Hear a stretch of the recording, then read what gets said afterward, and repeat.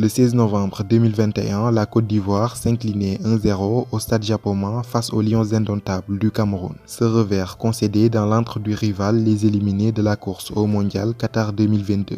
Pour la seconde fois d'affilée, les éléphants vont manquer la plus grande messe du football mondial. C'est donc avec un capital confiance, loin d'être au top, que les Ivoiriens vont attaquer la 33e édition de la Coupe d'Afrique.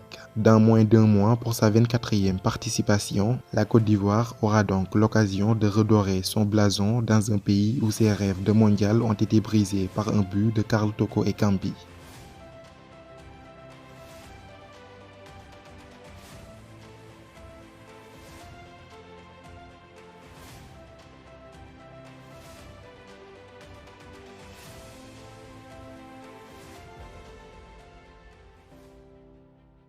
La Côte d'Ivoire, ses 2 titres de champion d'Afrique en 1992 et 2015.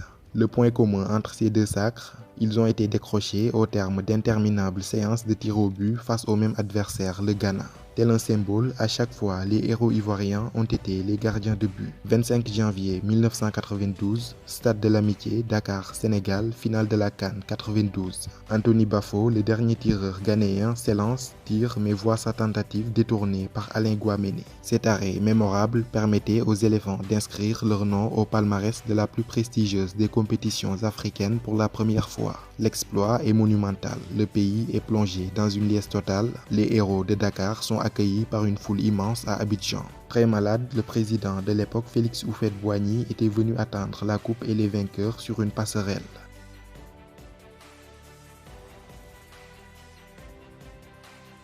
En 2015, en Guinée équatoriale, ce fut le très critiqué Kopa Barry qui offrait à la sélection sa seconde étoile. Une parade sur le tir d'Akwa, de la réussite sur la tentative manquée d'Achempong et un autre sur la tentative de Razak Brema. Le show Kopa Barry se conclut par un penalty transformé qui expédiait la Côte d'Ivoire sur le toit du continent. Sifflet de Papa Gassama qui retentit. Barry Boubacar.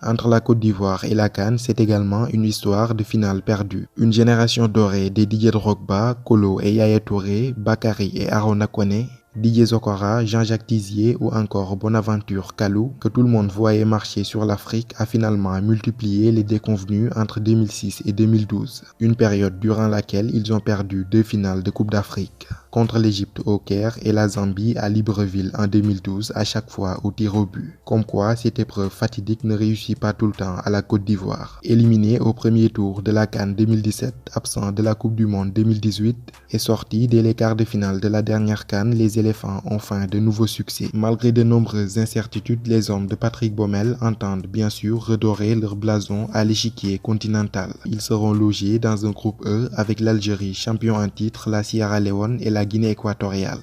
Les éléphants débuteront leur CAN par la Guinée équatoriale le 12 janvier. Le 16, ils affronteront la Sierra Leone avant de boucler par un test grandeur nature face à l'Algérie le 20 janvier. Le meilleur buteur de l'histoire de la sélection, c'est bien sûr Didier Drogba avec 65 réalisations. Didier Zokora, lui, cumule 123 sélections en 14 ans de présence chez les éléphants, ce qui en fait le joueur le plus capé.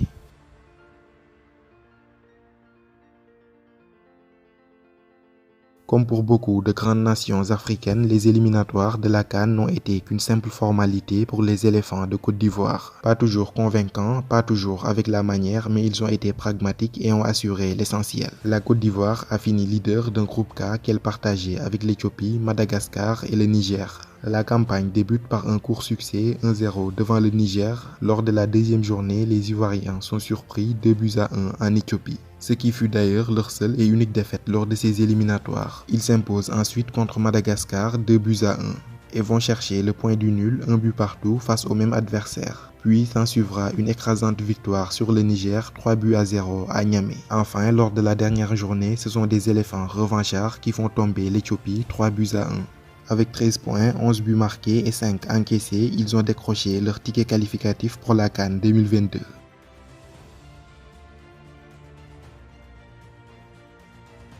En dépit d'un fond de jeu très souvent décrié par bon nombre d'observateurs, la Côte d'Ivoire dispose toutefois d'un effectif suffisamment bien garni pour faire tomber n'importe quel géant d'Afrique.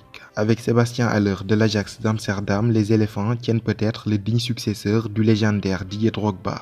Sans doute pas le même aura, nous dira-t-on, mais une efficacité monstre qui en fait l'une des références mondiales à son poste à l'heure actuelle. Cette saison, Sébastien Haller, ses 10 buts en seulement 6 matchs de Ligue des Champions avec l'Ajax d'Amsterdam. Dans le championnat néerlandais, il totalise le même nombre de buts, ce qui porte son total à 20 buts rien que lors de cette première partie de saison. Hormis un passage un peu mitigé à West Ham, il a marqué les esprits dans tous les clubs où il est passé, grâce notamment à son incroyable sens du but. Arrivé en sélection en 2020, il a débloqué son compteur-but avec les éléphants dès son premier match contre Madagascar. L'ancien de l'Eintracht Francfort s'était également illustré par un doublé lors du choc face au Cameroun à Abidjan en éliminatoire du mondial. En 8 sélections, il s'est offert 3 buts et s'adapte progressivement au football africain. Au Cameroun, il sera l'un des atouts offensifs majeurs de la Côte d'Ivoire. Pour dynamiter les défenses adverses, les éléphants pourront également s'appuyer sur un virtuose en la personne de Jérémy Boga. L'ailier de Sassuolo est une parfaite alchimie de puissance et de finesse technique. Il n'a pas encore exploité la plénitude de son potentiel en sélection, mais la Coupe d'Afrique sera une excellente occasion pour lui de réveiller le génie qui sommeille en lui. Maxwell Cornet, lui, respire la forme avec le club anglais de Burnley. Déjà 5 buts lors de ses 9 premières apparitions. Un talent indéniable mais une irrégularité qui freine plus ou moins sa progression. Nicolas Pepe, lui, malgré un talent fou, peine à confirmer à Arsenal où il est devenu un simple remplaçant de luxe. Toutefois, capable par intermittence de fulgurance, c'est une arme de plus dans l'armada offensive des éléphants. Dans l'entrejeu, l'effectif est aussi assez étoffé avec le Milanais Franck Kessié, Jean-Michel Seri, l'ancien niçois, actuel joueur de Fulham, et l'excellent Sékou Fofana, auteur pour le moment d'une saison remarquable avec le Racing Club de Lens. Toutefois, depuis un bon moment, il a choisi de se mettre en retrait pour des raisons personnelles. Sa participation à la CAN est plus qu'incertaine. Récemment, la Côte d'Ivoire a accueilli un renfort de taille en défense, Willy Boli. Le défenseur de Wolverhampton a répondu aux sirènes de la mère patrie en 2020 à 29 ans. Imbattable sur les duels aériens du haut de son 1m95 et doté d'une relance assez soignée, il s'est installé très vite comme un titulaire dans l'axe de la défense ivoirienne. Les éléphants iront également au Cameroun avec des joueurs d'expérience qui ont déjà gagné une CAN. Le gardien de but Sylvain Bowo, le mancunien Eric Bailly, Serge Aurier, joueur de Villarreal et capitaine actuel de l'équipe, et Max-Alain Gradel furent tous de l'aventure lors du sacre en 2015 en Guinée équatoriale. Leur vécu en sélection et en Coupe d'Afrique sera d'une importance capitale quand il s'agira de s'extirper des matchs pièges. La Côte d'Ivoire a en tout cas tout ce qu'il faut pour se remettre au devant de la scène continentale. La balle est désormais dans le camp de Patrick Baumel qui doit trouver la bonne formule.